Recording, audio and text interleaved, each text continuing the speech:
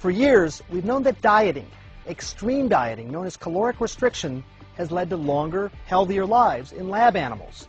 The proof? These very old and very fit monkeys at the University of Wisconsin. Looking at two monkeys that are about the same age, which is 28 years old, which is about a year past the average lifespan of rhesus monkeys. At the National Primate Research Center in Wisconsin, Professor Rick Weindruck suits up and shows us the results of nearly a career's worth of research. We have to wait 30 to 40 years for our lifespan data to be final in the monkeys. We are getting there, and we are getting meaningful, statistically robust differences. Colleagues call him the most patient scientist in his field. While others have proven the benefits of CR, or caloric restriction, in everything from yeast to worms to mice,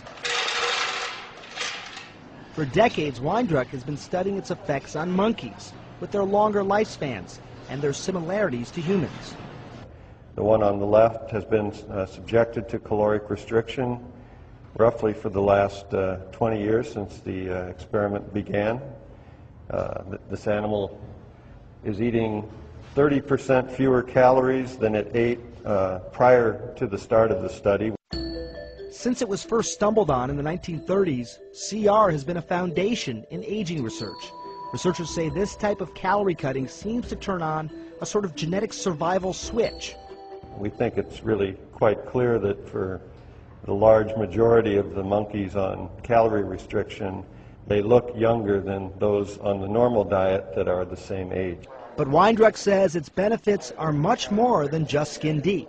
And we're seeing roughly a 4 times greater risk of developing age-related diseases in the animals on the normal diet as opposed to those subjected to caloric restriction.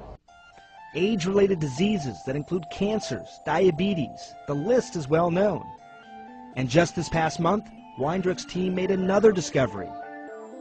Brain scans of the CR monkeys, when compared to their well-fed counterparts, showed significantly less atrophy or cell loss along the surface of the brain, which could potentially add another age-related illness to the list, Alzheimer's disease. While the brain shrinks with normal aging, that rate is doubled in people with Alzheimer's. Weindruck says the recent findings are significant. It's not about picking off one disease at a time. It's about quieting this whole broad threshold of problems that stem from this common process which we call aging.